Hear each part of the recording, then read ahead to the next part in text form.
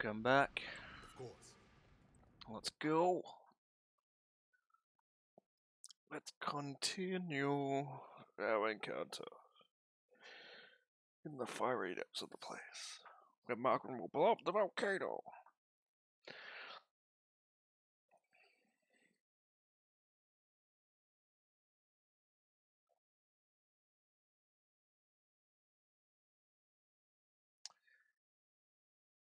Da da da da da da. Come on, load for me. Load for me.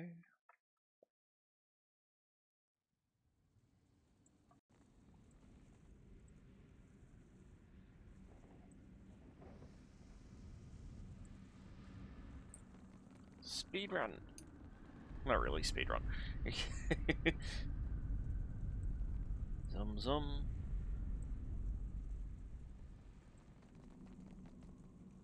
Kith.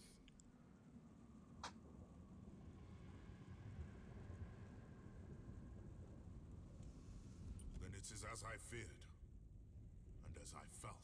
I do not share the Brenthis's ability to commune with Margaret, but I must believe the goddess would will us to fight. We must make a final stand. To returning victory from the lair of the Ancient. I misjudged you. You are one of a kind among Kith. What became of the Ancient? Jorda Fairless. Triumph will be nigh impossible without her. Oh, who needs some old lizard in? You will answer me, Kith, without trickery or lies. Indeed. I feared the worst when the Brenthis failed to return with the beast. We've no choice. Despite the odds, we'll attack without either's strength. If this is to be our last stand, we must prepare ourselves, either for victory or for sacrifice. Lest Margaret forsake us for our failures. You've earned the right to Fire Shrine, with the talk of the Ether Flame. But we cannot join you as yet, in facing the Defiler. If that is the goddess's ever-burning will, we Rathun will abide it. Could her will be for us to flee like cowards? We are Margaret's creatures, formed from her flames. We exist only to further her greatness. Is that religion or resolve? Don't think of it as fleeing. Think of it as charging in it. As you say, Margaret has chosen to sacrifice this site. We will evaluate them more, and instead guard the other volcanoes of the Teeth. I believe she will approve of this destiny. Keep the talk. Use it to lower the shrine if you are determined still to meet with Aethys. May the heat of your soul lead you to victory. Okay. So, we did the right thing getting them to keep alive? You know, life is sacred, we are a paladin.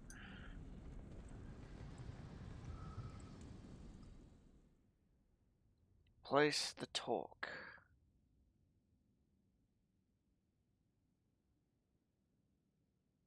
Hold on. Let's get everyone healed up. Get rid of their ailments.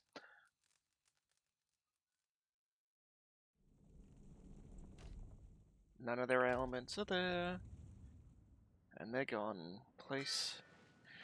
The blazes on either side of the altar flared alive. Red, hot flame shooting high before settling into a steadier, softer burn within the bowels. Lava idles beneath, iron grating on the floor, heating the souls of your fiend, while the statue itself seems to wake, metal groaning, rasping, as the shrine moves. You've lost the item? Okay.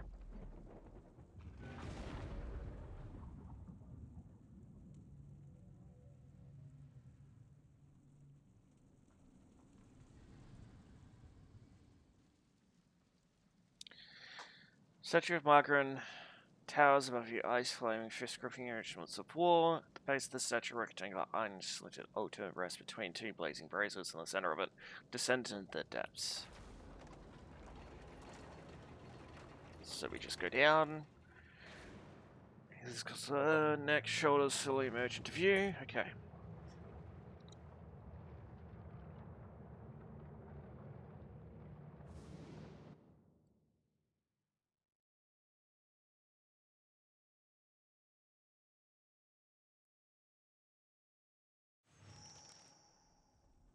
Level up.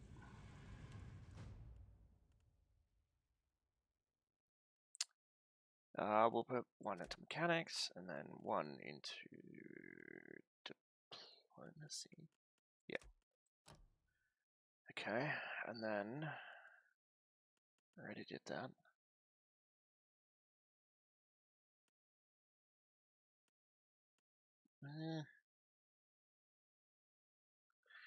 No wonder. Well, Head of Adventure and the companion both gain accuracy bonuses. Small chance to complete avoid any tactical events. Okay, yep, I will do that one. That should work.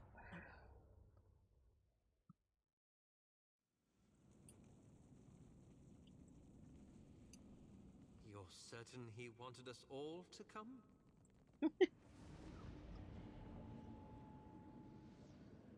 Watcher, I wasn't sure you'd make it. But there is enough of you in me to grasp that you had a better chance than most. Some would say it's because you have a strong soul. Great deeds come easily to one so spiritually blessed. Or have you become great because of what has been thrust upon you? Watcher of Cadnua, Herald of Berith, Hound of Aethys.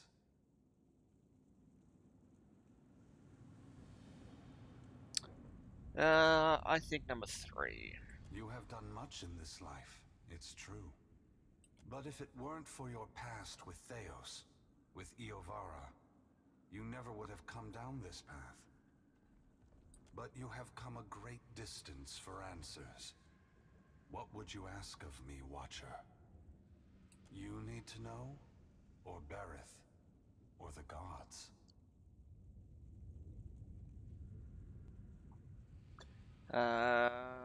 It seems someone else needs to know. One who has held me to the flames once before. Margaret fears what I will do, just as she feared what I would do in the Deerwood. But this time, there is no power on Aora or in all of hell to stop me. Okay. Understand that what I'm saying is neither a boast nor a challenge. It is the clearest statement of truth I can give you. Give Berith, in the hopes of dissuading you from taking actions that may harm others. What is he gonna do? Force gods and mortals alike to open their eyes to one another. It seems my sister does not like the sound of that. I want to return the gods to our original purpose, and to allow mortals to worship us, or ignore us, for what we are, not what we pretend to be. Whatever you're doing, there's gotta be a better way. When I entered Widewin, I did so with the intention of illuminating the history of Anguith. Okay. I wanted to show all the nations of the Eastern Reach the machines we had used to create ourselves. How we had hidden our true nature from mortals for millennia. But even if I had succeeded, my words would have been easy to deny. Belief creates the foundation upon which a mind's reality is built. Some minds can never let go of that foundation. They would rather hold tight to the world in their mind than accept what they're being told.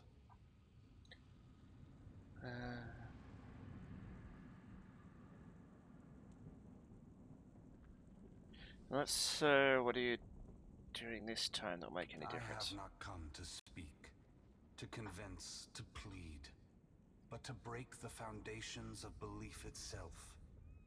To extinguish the lights that maintain the illusions we have created. We took on the mantles of gods from legends, and in so doing, made real what was false, crafted truth from fiction. The time has come for a new covenant between gods and mortals. One forged in the light of truth and understanding between our kind. I will leave this place and go to the lost city the Huana call Ukaizo. It is there that all souls pass through the machines of the gods, where all souls pass into the beyond before beginning their next life.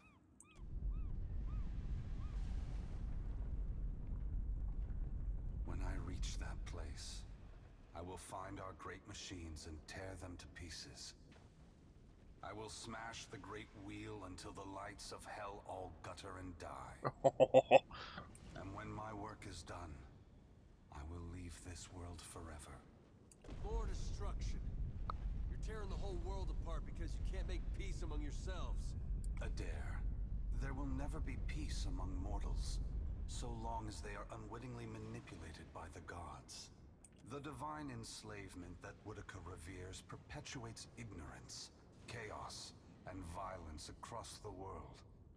I only wish to destroy the darkness that surrounds the gods, that you may better see us for what we are. Both gods and mortals alike rely on the wheel. We depend on it for the souls that give us power. Mortals depend on it for the lives of future generations. Breaking it will force all of us to face the truth. We will fail together or move forward together. Either ending is preferable to the cycle we still find ourselves in. Woo! Once again, the gods have put you in a precarious position, Watcher. Considering all the troubles I have put you through, the least I can do is protect you from the wrath Magrin has intended for me. Don't thank me yet. This will be particularly difficult for you, Watcher. No. Hey, Aethys. We're not done here. You and I, we're not finished. Don't think you can just move me aside like all the rest. Maybe you can't be stopped. But on behalf of everyone you've trampled, betrayed, and ignored, I'll be coming to see you again. Adair spits. In the surging heat, it never reaches the ground. Perhaps we will meet again, Adair.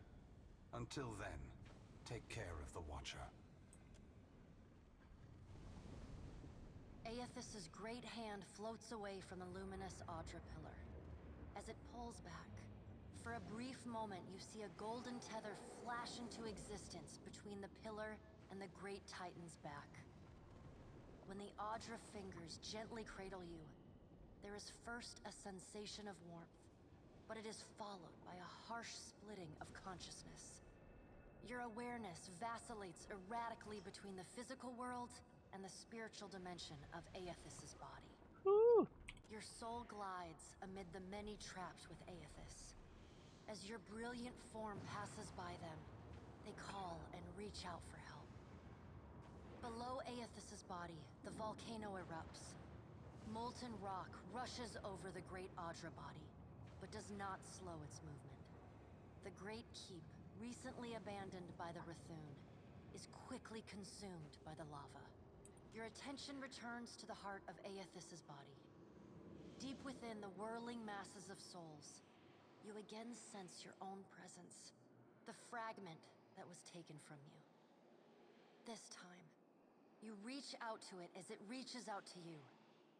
You meet somewhere in the great mass of Audra, the rest of the souls fading at the edge of your awareness. We are together again. Are you ready to be together again? Yes, it's about time. Are you certain?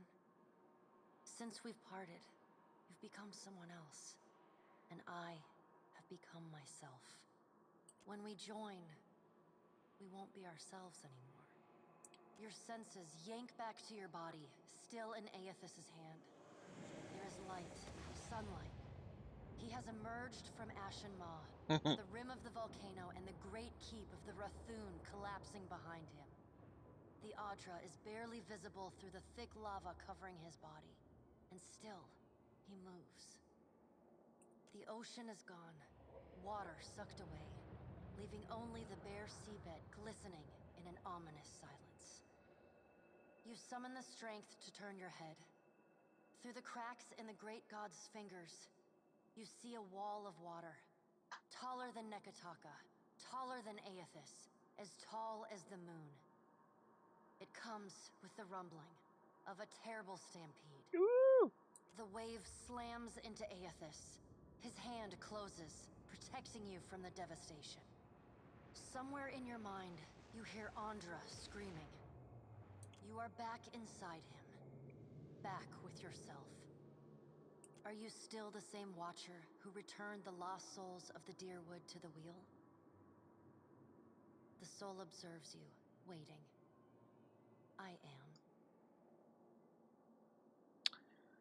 I am, and I hope to return these souls to the wheel before I am done. Good. Then this should be easy. You feel cool air, seawater. The back of your mind pulls your attention back to your body. Aethys stands amid the now calm waves. Kraken futilely clinging to his limbs as he gingerly sets down your ship. He carefully opens his other, setting your body on the deck. As your head comes to rest, your vision rocks forward, pulled back into the Audra, back to your soul. Some of us is lost to him. Fragments and the empty spaces between them. They will always be a part of him. But we are still us. And it's time for us to go. Together. Together. The soul rushes toward you, flying into you with ferocious speed. You are thrust back through the Audra, out of the palm of Aethys' hand, back into your body. You can feel the sensation of your skin, the warmth of the Audra, but you are not fully in control. The other soul struggles to reach the surface of the body's consciousness, but you pull it down. Entangled, you float in a dark, boundless expanse. The more you fight each other, the closer you become, until somehow, impossibly, every piece of you is touching every piece of them. Through the distant window of your eyes, you see Aethys push slowly against your ship. Though his touch is light, it is still the touch of a god. The ship lurches, rapidly tearing across the water southward. His hand pulls away from your ship's wake, his body straightening, towering overhead. The volcanic rock, now cooled and gently steaming, sloughs from his body as he moves. The Audra beneath is still immaculate, unmarred. He watches you depart, and you hear a voice in your mind as you sink deeper into the blackness of sleep. Tell them what you have witnessed, Watcher. Tell them what is coming. The windows of your eyes retreat into the distance. The fragment of your soul is so close to you in the darkness that you can't tell if its thoughts are separate from your own.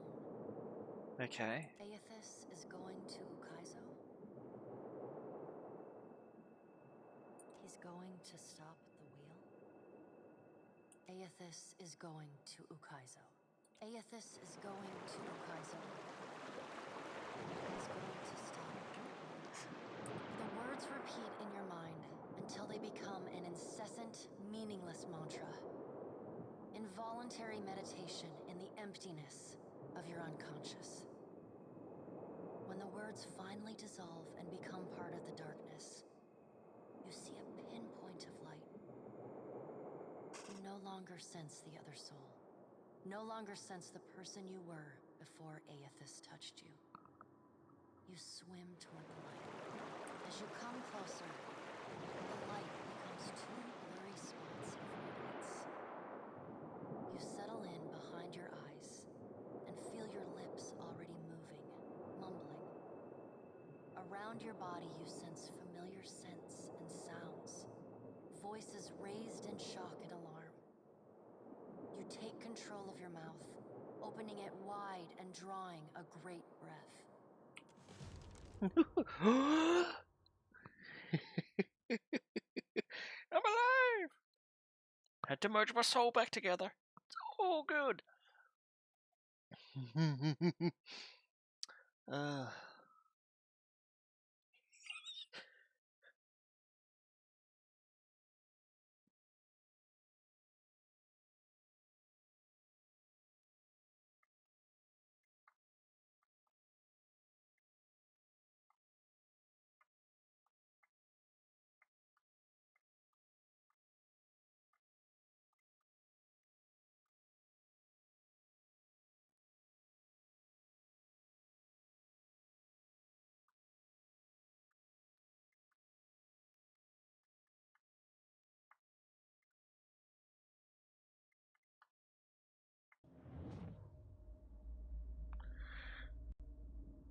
pounding headache drag shoots the most of the way back to them, even blurs and irritates with the data they're instantly coming to focus sounds of the ongoing debate, a distant echo. Are we simply going to wait? What if he never wakes up? Are those frilled collars stuffed in your ears? If the Watcher's mumblings are right, then Aethys is marching on Ukaizo. We have to move. He's seizing power from the very gods who betrayed him. Destroying the wheel to make sure they never come back. It's a coup, and we have to muster the strength to stop it. The unraveling of Kohopa from Tangaloa is our greatest test from the gods, I say. We must live to deserve the world they make for us. You were born before time existed. Okay. Turn their attention away from each other, pouring thought in silence. Unless you feel good, I'm fine. Than anyone else. You bear witness to the work of the gods. It seems they are not finished with you yet. You know, every time you come back from the dead, it's a little less exciting. You gotta space it out more. Join our talks, I say. Rational discussion will gust away the ominous smoke rising from Ashen Maw. The Deadfire is no stranger to cataclysm. We can survive by cleaving to a shared purpose, a greater good, Akira.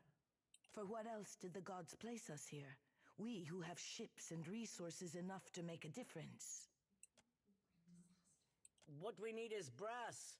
Rawatai has ships and cannons aplenty, but the only way I'm sending them is if...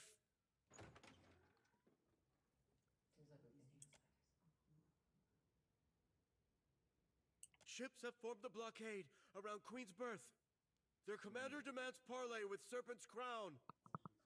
What? But what about our ships?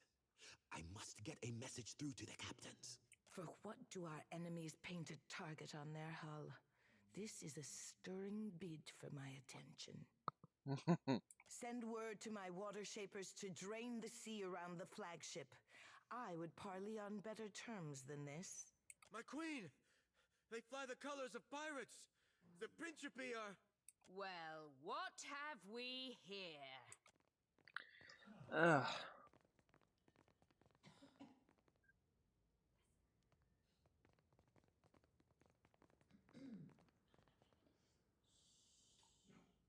Forgive me, lovesome, but it looks like you're having a party. A rather fine one to which you didn't invite me. You painted vagrants are a plague on my tribes. Why should I not hang you from the walls of my garden?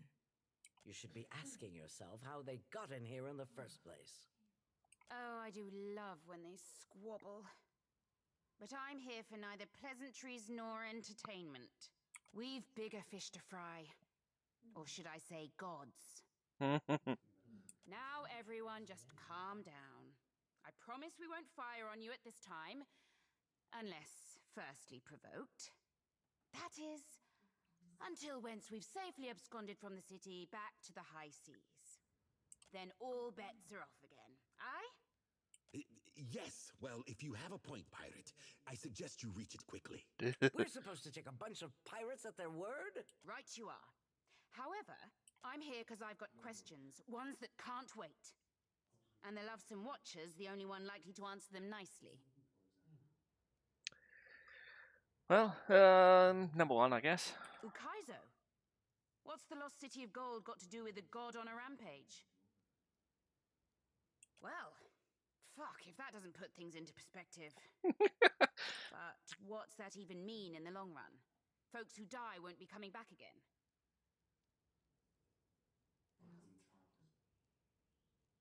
This is all dark and foreboding sounding.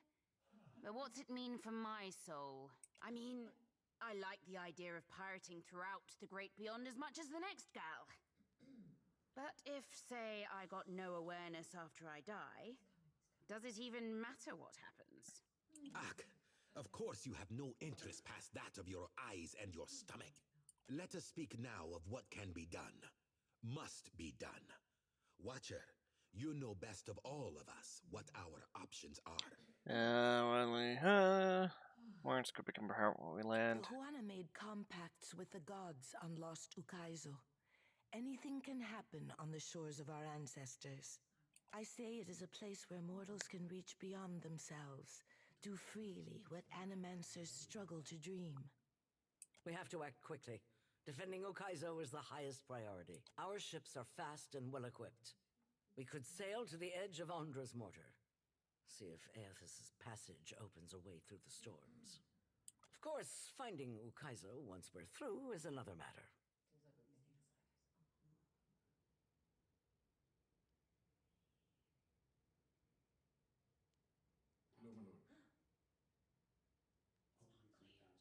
That's so.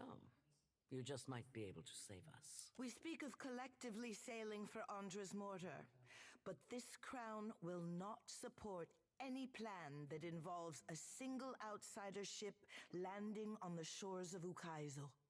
It is for this moment that the gods test me. Anyone who seeks to cross Andra's mortar will learn that the gates of Ukaizo are the end of compromise with the Huana. Let's just listen for now. I think I'm getting the gist of it now.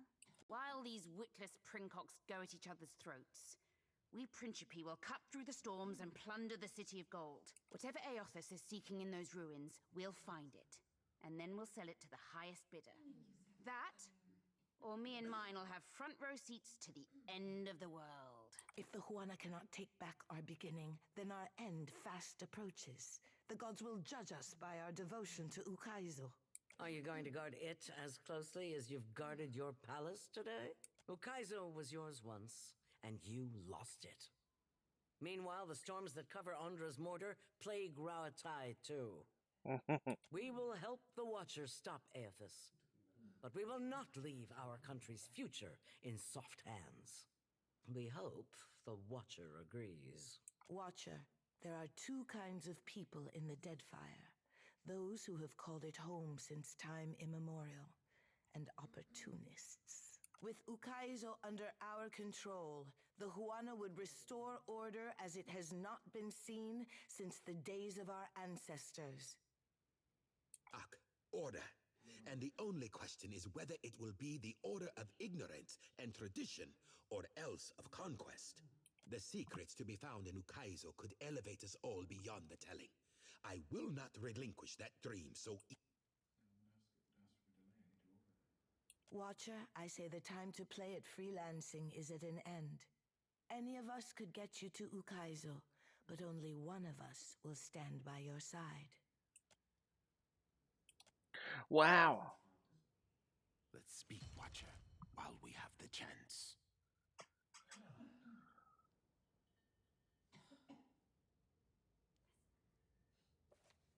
Okay, I will end the episode here. I hope you guys enjoyed. We got decisions to make.